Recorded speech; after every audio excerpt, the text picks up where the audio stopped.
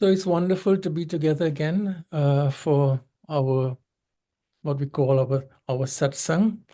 And I just want to remind you that in this series of discussions, and this is my fifth talk on this topic, I am focusing on becoming virtuous, the way of the Sant. The Sant is held up in our tradition as the embodiment of goodness, of the virtuous life, and described in many of our texts and in a very special way in the writings of the Sant himself, Tulsidas. Our purpose is to consider the relevance of this ethical ideal, this ideal of virtue for our own lives, and to think about how we might also grow in virtue. When I thought of this topic, becoming virtuous and focusing on spirituality and virtue, I did not realize, in a sense, how even more significant this topic is for many reasons. As we look at the world, unfortunately, I think we are seeing clearly, especially at some of the highest levels of leadership in various places and parts of our globe, a decline of virtue, a lack of consideration for the virtuous life, an indifference to what virtue means and what the virtuous life demands of us. And at the same time, I'm also seeing the growth of a kind of religious practice that is also indifferent to the centrality of virtue and of ethics. I can give you many examples, but I'm sure you can think of those examples for yourselves. But I think that virtue is central, always central, and ought to always be central to what it means to be religious. It's central to the religious life, and I hope we can work for the restoration of that. But there is indeed a growth of a form of religious life that is separate from the significance of and challenges of practicing virtue. So a very quick summary, just so that we can all be in the same page, on the same page this morning. In the very first talk, I focused on the comparison of the virtuous person to the sandal tree. And there we were told that the sandal tree gives its perfume, gives its beautiful fragrance, even to the axe that cuts it. And when the axe cuts the sandal tree, it returns also with the fragrance of the sandal wood. In other words, I emphasize that the point here is that the sandal tree never wavers from its own nature. A virtuous person does not become unjust because others are unjust, does not hate because others hate, does not speak words of anger because others do so. It's always a virtuous person practices a fidelity, a faithfulness to his or her own ethical commitments. And then in the second talk, I focus on another very beautiful virtue of the Sant, summarizing tersely in the sentence, para dukha dukha, sukha sukha, where the Sant is described as one who is unhappy when others are unhappy, and one who is happy when others are happy. So the Sant is represented here as a person with a profound empathy, an expansive heart that identifies with others, both in happiness and in sorrow. And in the third lecture, I took up the sentence, again, very brief sentence, describing the Sant as Sama Abhutaripu, one who is without enemies. Others, as I said, may regard and treat the Sant as an enemy, but in the eyes of the Sant, no one is an enemy. The Sant is free from the enemy attitude or the enemy disposition. The Sant is, in the word is abhuta ripu. It is not a weakness to be free from the enemy attitude. It is an expression of wisdom. It is an expression of love. It does not mean, as I said, giving approval to unjust behavior or not holding others responsible for their actions.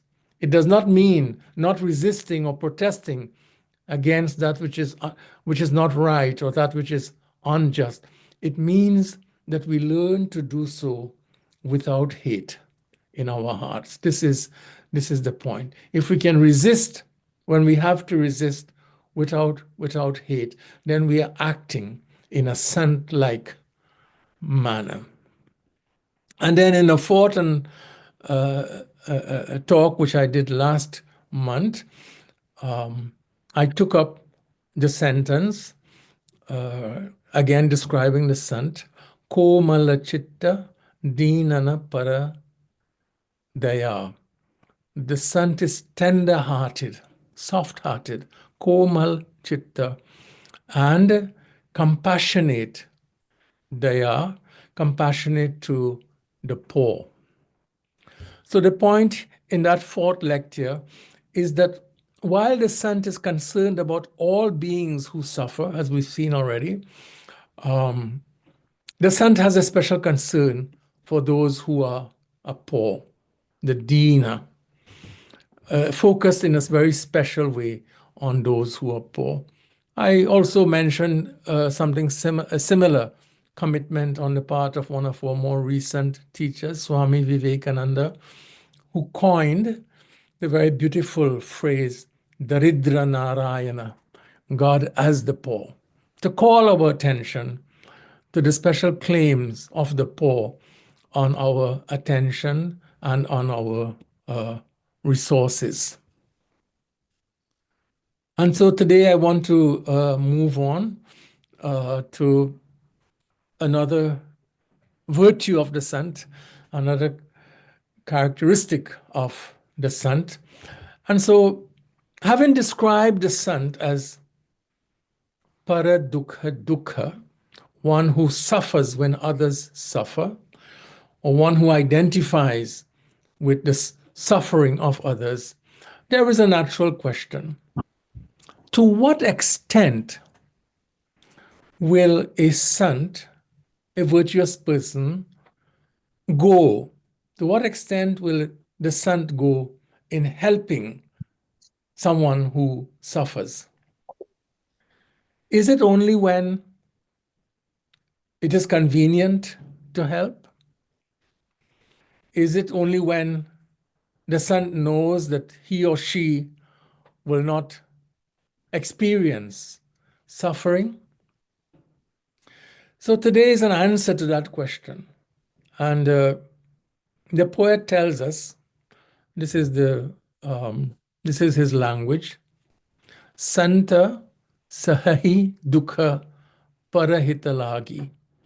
In translation, the Sant is one who will endure suffering.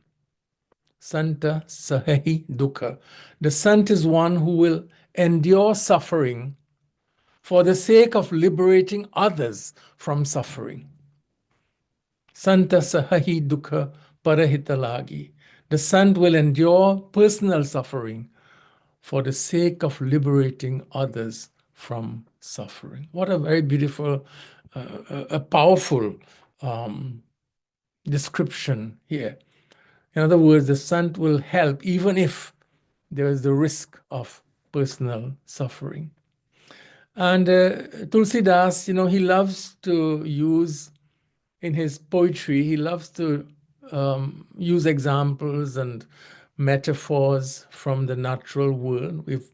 We spoke about one already, the sandal tree. But in developing this point about the sun, that as someone who will endure suffering for the sake of freeing others from suffering, he uses another tree as an example. He uses the birch tree that we are familiar with here in Minnesota. The birch tree, whose bark is peeled away to manufacture paper or used for writing. So the bark of the birch is used as paper. Also, in traditional Indian medicinal practice, it is used. It is believed that it has certain analgesic properties. So he says the Sant is like the birch tree whose bark is peeled off so that others benefit. The Santa, on the other hand, he says, will endure suffering for the sake of causing suffering. So in the case of Sant, it is not suffering for the sake of suffering. It is not, a glorification of suffering, that suffering in and of itself is a good thing. That is not the point. The point is that the suffering of the Sant is always towards a higher purpose. And that purpose is to free others from suffering. So this is the noble purpose of the Sant's suffering. And when we look at the Hindu tradition, we see that this ideal is presented to us in many of our sacred texts, and many examples are given. I just wanted to share with you a couple of examples from sacred texts. They're very beautiful and very powerful stories. It is not that we will always be immediately capable of this kind of suffering for the sake of others, but I think it is good to know that in our sacred text, this is held up for us as an ideal. So the first one comes from the Bhagavatam, the Srimad Bhagavatam, which of course tells the life of, in one of its important sections, tells the life of Sri Krishna. But the Bhagavatam narrates the story of a man named Ranti Deva, who was very poor, but extremely generous. And because of his poverty, there was not always a lot of abundance of food in his home. And some days we're told they went for several days without food. So one morning, after going for several days without much to eat or drink, Ranti Deva received some food and water prepared by someone else, and for which he was very grateful. But just as he and his family were about to eat, a hungry guest arrived at the door. And the Bhagavatam uses a very beautiful expression in describing what happens next. In Sanskrit, the text says, Harim sarvatra sampashyan. Harim sarvatra sampashyan. Seeing God in the guest, Rantideva received his guest with deep respect and faith and shared a portion of the food. And the guest, after eating, departed. So then Bhagavatam tells us that Rantideva divided the remaining food with his family.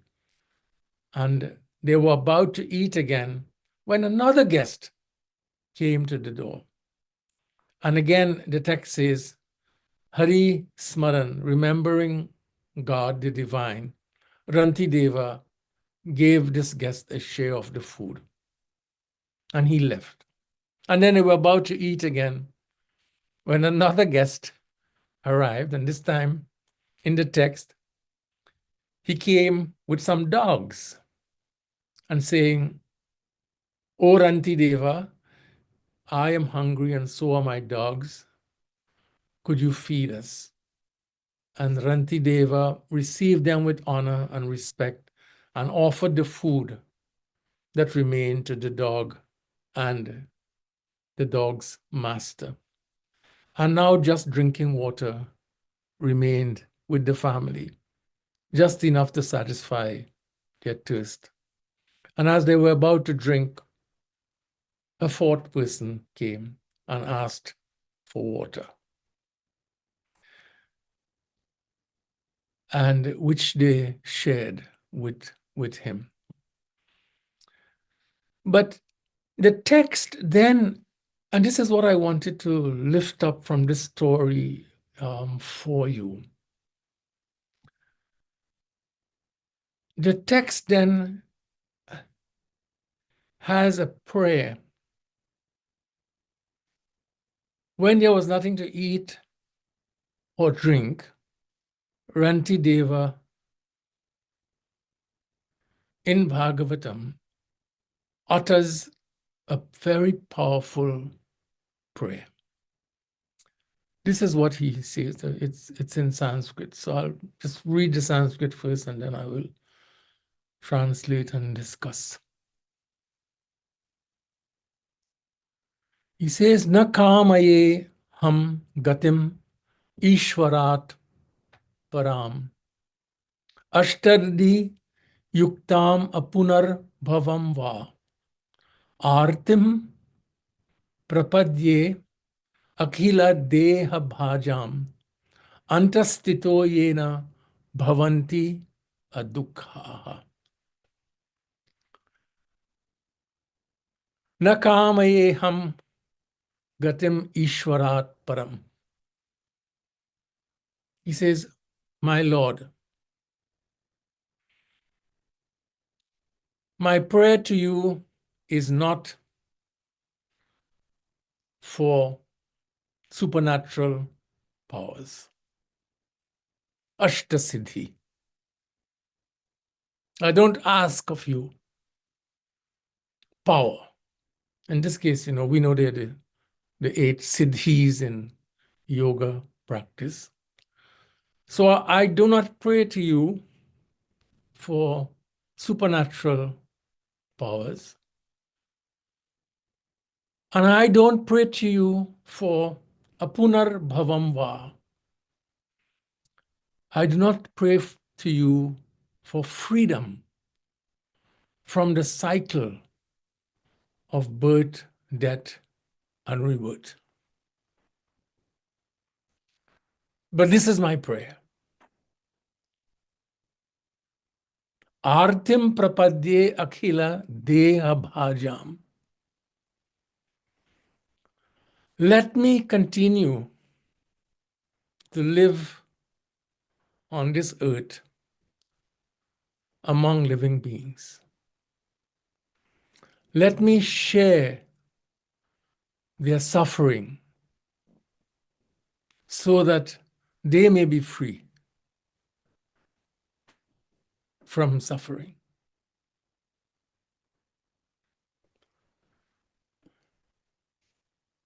So this is a very powerful, a different understanding of what is at the heart of the religious life. Rantideva has turned away from spirituality as a search for power over others. And even from liberation. He sees a higher ideal. His ideal is no longer liberation from the cycle of birth, death, and rebirth. I'm sure that is within his reach and easily accomplished because he's a virtuous and wise person. But his ideal that he prays for is that he will live in the midst of those who suffer so that he can work for their liberation from suffering. In other words, for Rantideva, love for others and compassion for them is the highest ideal. For him, it's an ideal even higher than desire for liberation from the cycle of birth and death.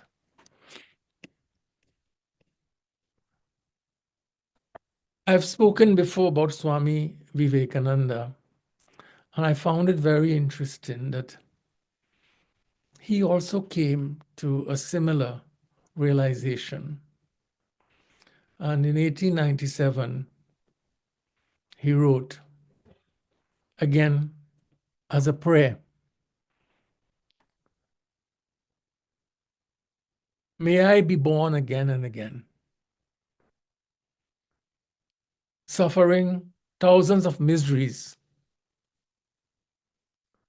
so that I may worship the only God that exists for me, my God, the poor, my God, the miserable, the God who is a special object of my worship." This is Swami Vivekananda. So what we see here, in Rantideva's, the powerful story of Rantideva and his prayer in the Srimad Bhagavatam, is that cultivating compassion towards others and sharing the suffering of others is the most profound expression of the religious life. And the text, in fact, Srimad Bhagavatam praises Rantideva as a worshipper of the highest order because of his compassion.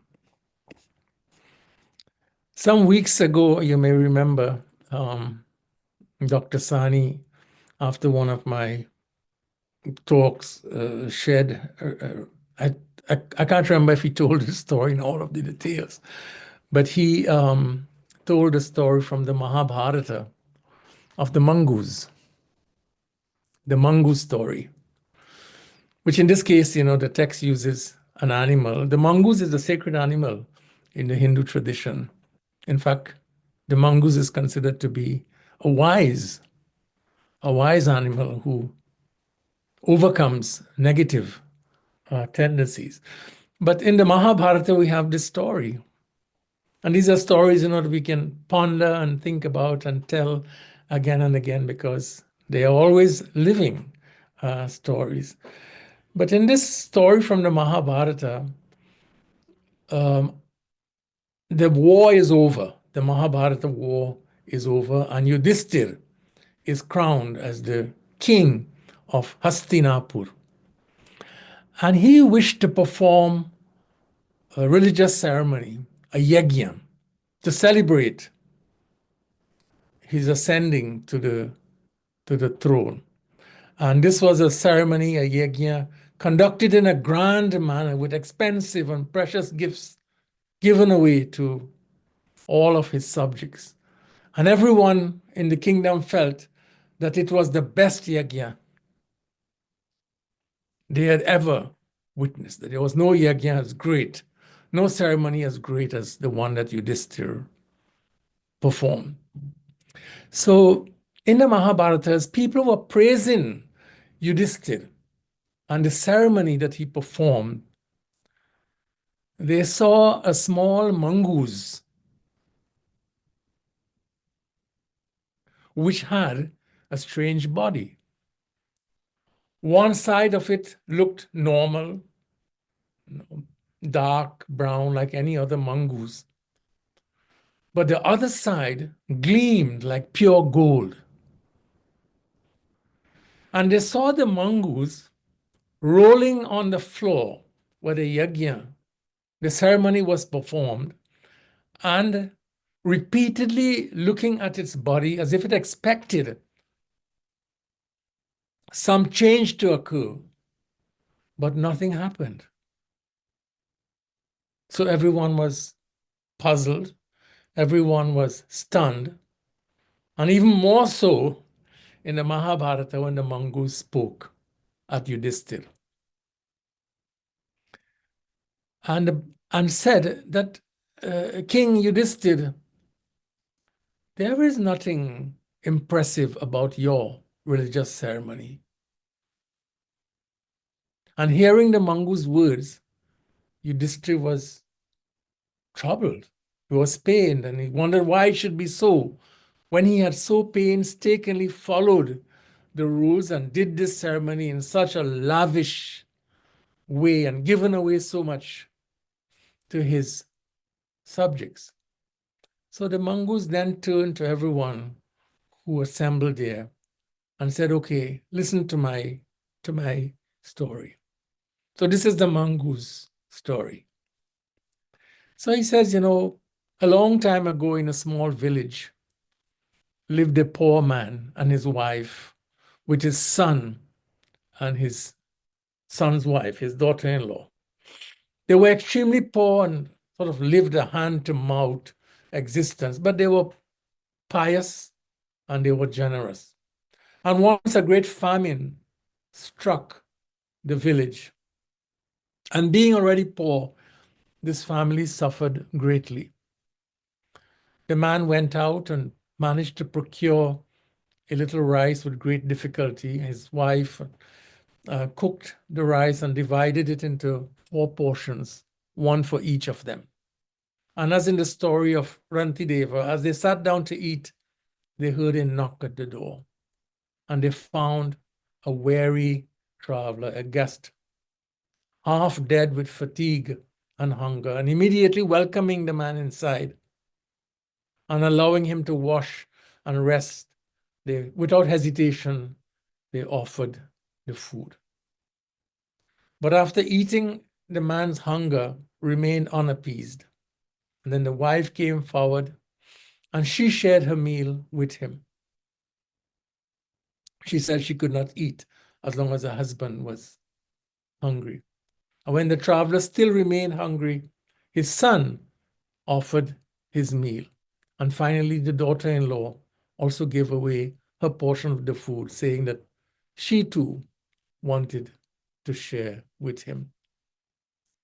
So when the mongoose was speaking in this way, a great silence fell over the assembly hall of King Yudhisthira. And the mongoose said, and I was passing by that house, and accidentally a grain of rice, which had remained in the dust after being offered to the traveler, touched my body. And I was amazed to find that that side of my body turned into a golden color. And since there was no more food left, the mongoose said he has been wandering all over, hoping to find another religious ceremony, another act of generosity, where the other side of his body could also be transformed into gold. And this is what brought him to King Yudhisthira's Yagnya. But he was disappointed with the results. And so he had no choice but to conclude that King Yudhisthira's Yagnya was not equal to the generosity of the poor family. And saying thus, the mongoose left. And so Yudhisthira realized that not all the riches and wealth that he gave away that he gave in this ceremony equaled the kind of sacrifice made by the family described by the mongoose. And he realized that he was arrogant about his ceremony, thinking of it as greater than any other ceremony performed in the world. The story from the Mahabharata about Ranti Deva and the story of the Mongoose story about Yudhistir are ancient stories in our sacred texts. But they are not the only stories. There are many such stories in other traditions, and many stories that are also contemporary stories of Sant-like people accepting suffering for the sake of liberating others from suffering. Here in the United States, we have many historical examples that you can think of. Many of the civil rights activists gave their lives, including Martin Luther King Jr. Many activists for the independence of India, similarly, gave their lives for freedom. Sikh gurus like Guru Har Gobind, who risked his own freedom for the freedom of others. We don't use the name Sant for our civil rights activists, but they are indeed acting with the same kind of motivation that Tulsidas describes here. Santa sahi para dukha hita lagi, one who accepts suffering for the sake of freeing others from suffering. What we see in these narratives from Srimad Bhagavatam, from the Mahabharata, is expressed perhaps more philosophically, but certainly with a focus on ethics in other texts. There's a very beautiful section in the Upanishads, in the Taittiriya Upanishad, the section of it that we speak of as Sikshavali, which speaks about giving. And there it mentions 6 ethical or sixfold ethical framework for giving and sharing. The text says, Sraddhaya deyam. When we give, we should always give with respect for the receiver. Ashraddhaya adeyam. Never give with disrespect. In other words, always give with a profound regard for the dignity, the self-value of the receiver. Then, so Sraddhaya deyam, Asraddhaya adeyam. Give with respect, never with disrespect. Then, Sriya deyam. Give in plenty. Give joyfully. Never with a regretful attitude that I have to give. That giving should be a joyful experience, not a miserly one. Give in plenty, Shriya. Then fourth, Hriya. Hriya deyam. Sraddhaya deyam. Asraddhaya adeyam. Sriya deyam. Hriya Deyam. Hriya is humility. Give with humility, not with arrogance, always wishing that I was in a position to give more. Yudhistir was giving with arrogance, boasting, thinking that his yagnya, his religious ceremony, was the best that was ever performed. The Upanishad says, give with humility, always thinking that I wish I could give more. And then fifth, bhiya deyam, give with a concern for the scriptural teaching that it is good to give. In other words, Gita tells us, Datavyam iti yat danam. That which is given with the mindset, with the consciousness that it is good to give, which means to give without expectation of personal benefit. Give for the goodness of giving. Bhiya deyam. And finally, Upanishad says, Samvida deyam. Samvida deyam. Give with wisdom. This is very interesting. Give with wisdom. And in our tradition, giving with wisdom means giving at the right place, giving at the right time, the place where the need is greater, at a time when the need is great. Desha is place, Kala is time, and the third is Patram, to one who is in need, to a deserving being. It's called Samvida. So these are very beautiful guidelines for sharing and for generosity. Respect,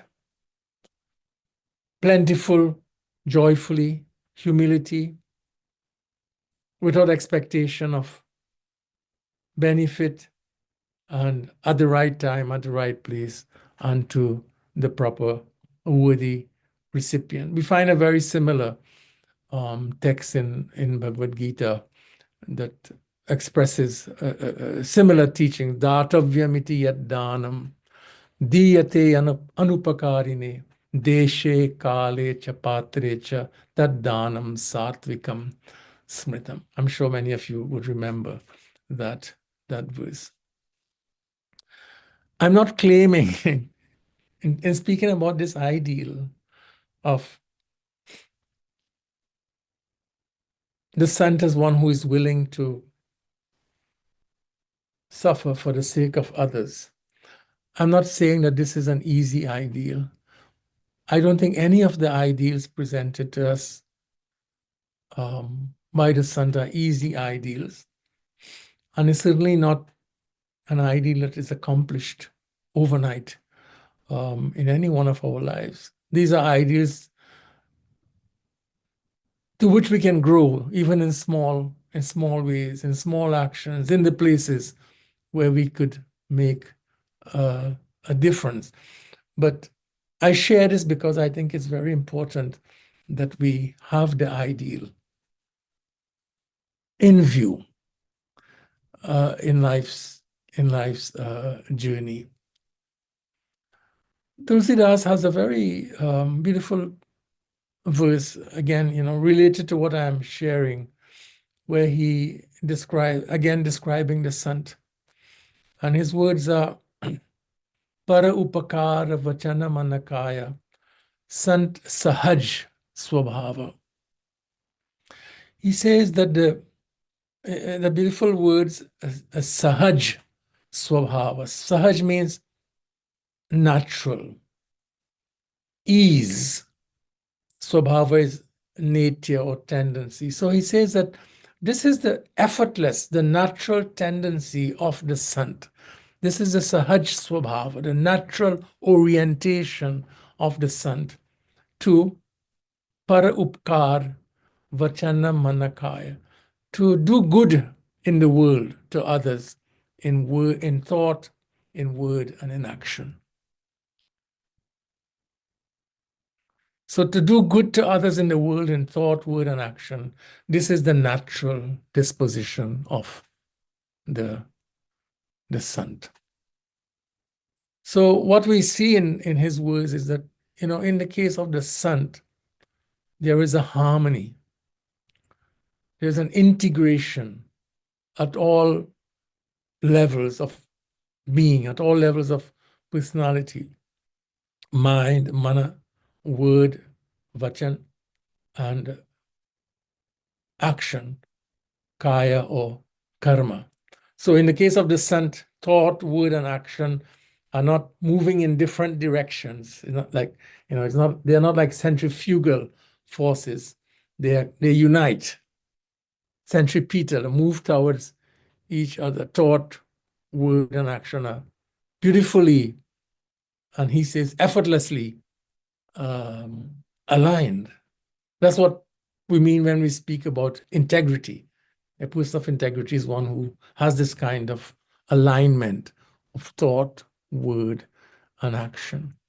So imagine you're playing with your child at the front of your house in your driveway, and she suddenly runs after the ball in the street, and you see a car approaching. You notice a car coming. You do not pause to think about it. You immediately rush into the street and lift your child out of danger. This is Sahaj Swabhav of a parent.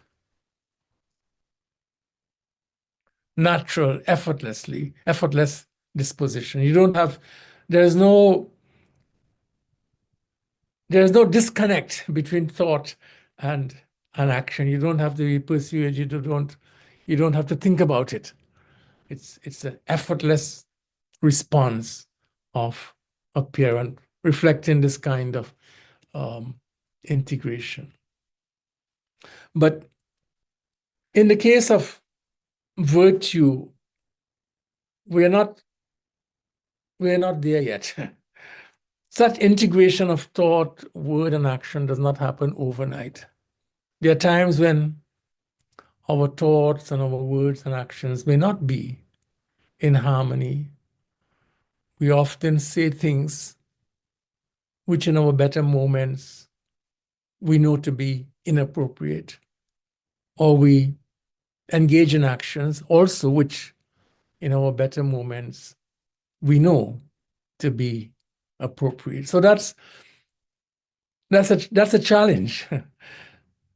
That's a challenge. That's the journey, the ethical journey that we must make. It is the Duryodhana's predicament. What we are addressing here is what Mahabharata describes as a universal predicament, and I call it the Duryodhana's predicament.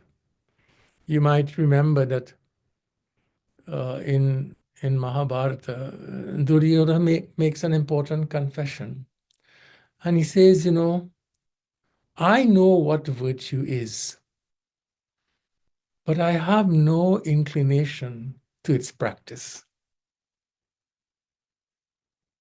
In Sanskrit, Janami dharma nacha me pravritti. I know what the virtuous life demands of me, but I am not inclined to practice virtue. And I know, he adds, what the unrighteous life is, the life lacking in virtue, but I can't stop practicing that. Janami adharma nacha me nirvitti. So I know what is virtue, but I am not inclined to practice it. He knows. And I know what is the absence of virtue, but it is that I find myself practicing. That is a human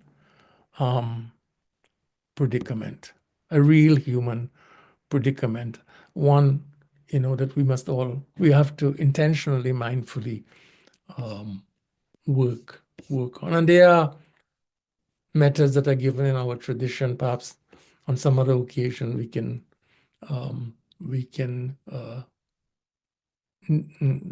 discuss. So let me conclude by saying, that here we have a very beautiful ideal, again from the Sant. Santa sahahi dukha parahita lagi. The willingness to shoulder suffering so that others may be free from suffering. In other words, it is a very contrary to what I said at the beginning, the growth in the me first attitude, my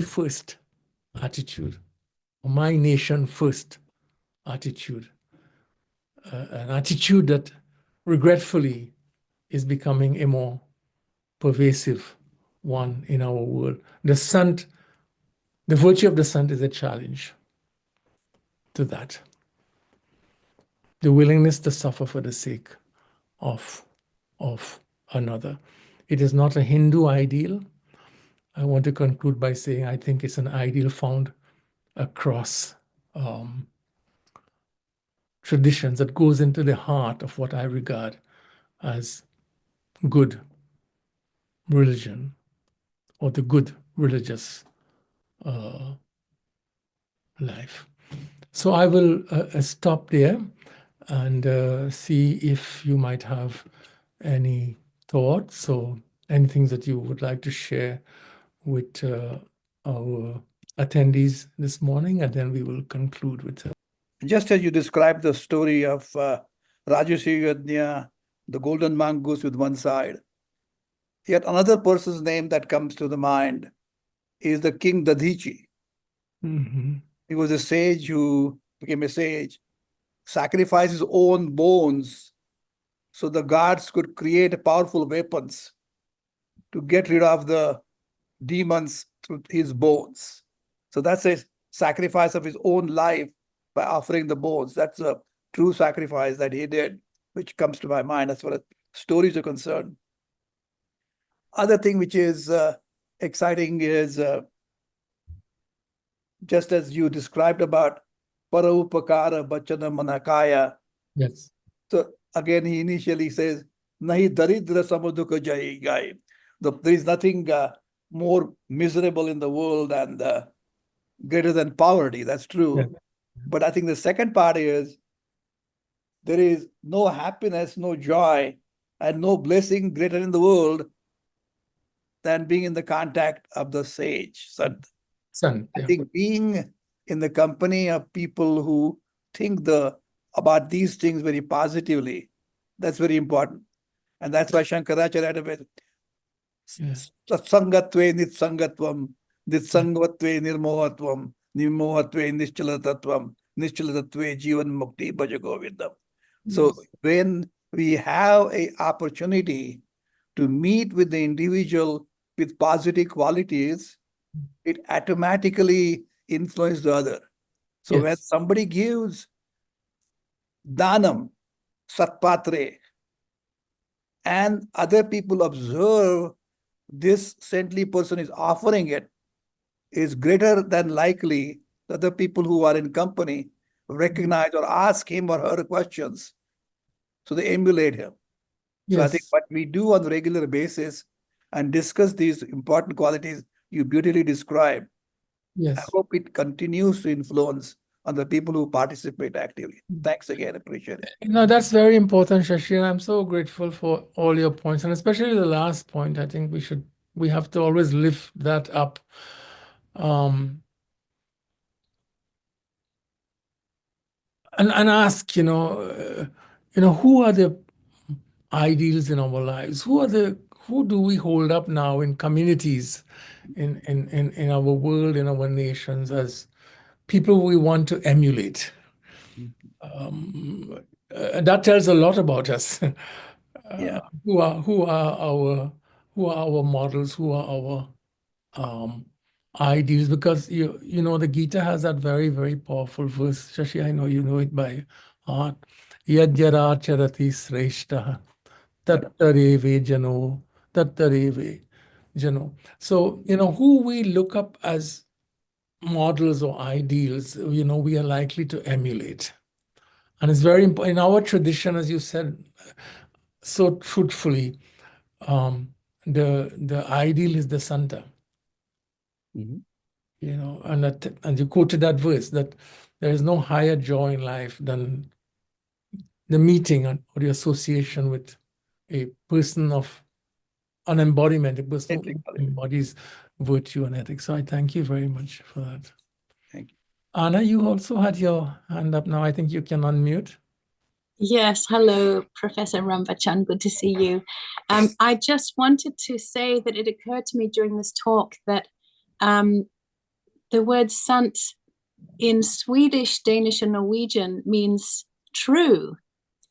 And I don't know much about these Hindu texts. I don't have much background, but I was wondering if you could talk about the etymology between this word sant and saint and the idea of truth. Yes. It's a great question, Anna. For those of you wondering, Anna and I go back a long way. She was my student. Anna, it's an interesting question, Anna, because Sant also comes from the root of Sant is Sat. Sat in Sanskrit, which also means truth. Which also means truth. So from Sat, it's the same root we come to Sant. Because Sat is also, you know, it means truth, but it also means good or goodness. It has both meanings, because in the tradition, you know, that which is true is that which is good. So it's interesting that it is possible that the same, there's some sort of linguistic affinity with what you are telling us about in the Swedish language. But the connection between the sant and truth is very clear in Sanskrit. And I think it's, you know, many people would translate sant as saint. You know, an English translation as well. And certainly, I think it's appropriate. You know, culturally, there is no formal process in the Hindu tradition for, you know, naming someone as a sant. People do it on the basis of the experience of the life of the person and the kind of relationships that the person has with others. Of course, in the Catholic tradition, there is a formal process for sainthood. We don't have anything like that in the Hindu tradition. It's only by the nature of a person's life that a community will lift the person up as a worthy embodiment of virtue. Thank you. Thank you. Hi, this is Madhavi. In connection to this last discussion, I think saint derives from the Latin word sanctorum, Yes. sacred. So, although there is no direct connection as such from saint and sant, the etymologies differ. But yes, when you translate from one language to other, the commonest association, Santa in English, we call as saint. So truth and sacred, I think in that sense, they are connected. Yes. Mm. I agree with you, Madhvi. You know, in the saint also, you know, suggests is also connected with the idea of holy and holiness. And I think these are, you know, sort of cognates, sant, saint, holiness. In other traditions, these are very rich places for good conversation. Madhvi, looking at, you know, what our different traditions, and surely, you know, I mean, Johnny will agree with me that in other traditions, including the Buddhist tradition, and I would say joining with the Christian tradition also, one who suffers for the sake of the other is certainly exemplifies what we hold as the ideal of what it means to be virtuous. True. And the other point connected to what Dr. Sane and you discussed, at least from my personal experience, I find that no matter how much you study the texts and the reference to saints, it's all more historical, but the people that come into your life, who you actually see, who are, what we call integrity, as you discussed, who actually practice those virtues, are the ones that you tend to emulate and who make a greater impact on you and how your life shapes. No matter how much you read, it becomes like empty. What really impacts is what you actually see before you. So those people, I think, really shape your life. I agree. And this is exactly what Dr. Sani was emphasizing in his comments, and what our tradition emphasizes as satsang. Satsang is the association with um, the virtuous, which is where transformation, as you were saying, really occurs. Because all of us, I think, we can also all point in our lives to someone, or sometimes even more than one person, who had this kind of impact and effect on us, and whose touch is almost like a Midas touch, Yeah. ignites the spark of the desire for goodness or for virtue in our lives. Because there's nothing, Madhavi, more powerful than seeing, virtue embodied Yeah. in another and coming into contact with such a person. This is And why the guru is emphasized so much in our tradition.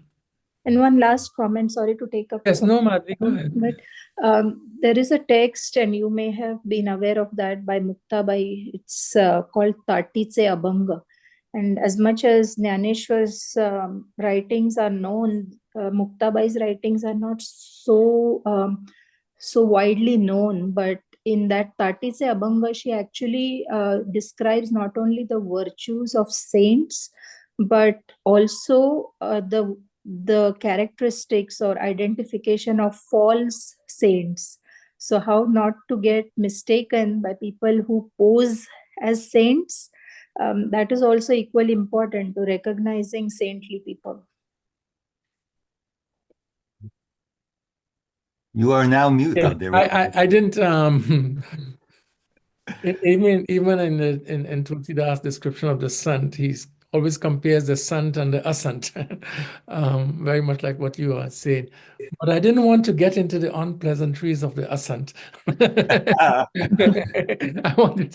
I wanted to stay with the positive. But he has some very interesting insight there also, Madhvi, as you're saying about the asant. But thank you for those very good comments, which I appreciate very much. While you were telling that wonderful mongoose story, I had kind of an image of the range of ways in which one can act in a supportive, generous, and to oneself endangering way.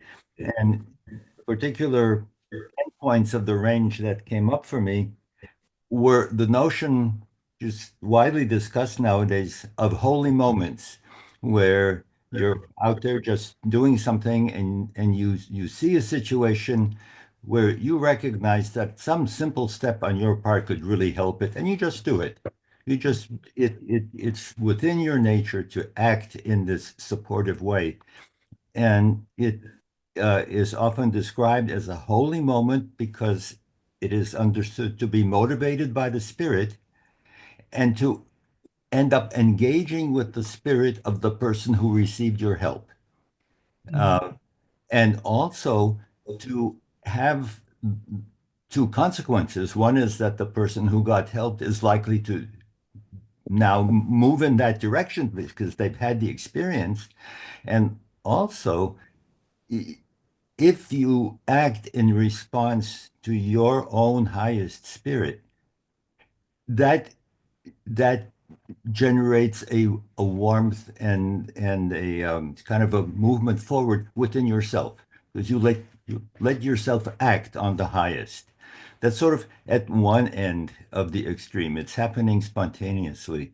Yes. At the other end, what came up for me was situations like the famous one of Dietrich Bonhoeffer in Germany, who was totally troubled by what Hitler was doing, but he was a Lutheran minister and he was going by the commandments that thou shalt not kill. What do you do in a situation like this? And he struggled for something like 2 years. And finally, he joined a group whose goal was to assassinate Hitler. That group ended up being betrayed. He was arrested and ultimately he was hung. Yes. But that whole journey was such a vivid manifestation of struggling between two things that you see are right and they go in opposite directions. Mm. No violence is right. Stopping Hitler is right. Yes. Thank you for that, Johnny. And maybe just add that, I mean, your Bonhoeffer is a very powerful contemporary example of struggling with what it means to be virtuous under those circumstances. And there is a very recent movie about Bonhoeffer, in case people might be interested in his life. He was a professor in here in the United States during the Nazi regime and gave up his teaching position to join the struggle. And eventually, as Johnny said, he was executed by the Nazis in Germany. Thank you, Johnny. Prasanna, Professor Kumar will give you the last word. Is he there? He's Thank there. you. Thank you, Anand. There are many stories in Mahabharata, as you pointed out, that talks about the virtue that in today's discussion. I can't remember exactly, I've forgotten now, in Aranya Parva, Yudhisthira, it talks about 5 ways of giving. And they encompass all the definitions that you pointed out. And so there are many, many stories. The only problem is, are we in a position to accept those things and act? As Johnny said, the holy moment has to occur to each one of us. Yes. Yes. Yes. The Duryodhana predicament is one too. It's common. It's a universal predicament. Thank you very much, Prasanna. Let us close with a short prayer. Lead us from untruth to truth, from darkness to light, from death to immortality. Asato ma sadgamaya, tamaso ma jyotirgamaya, mrityorma amritam gamaya. Om Shanti Shanti Shanti.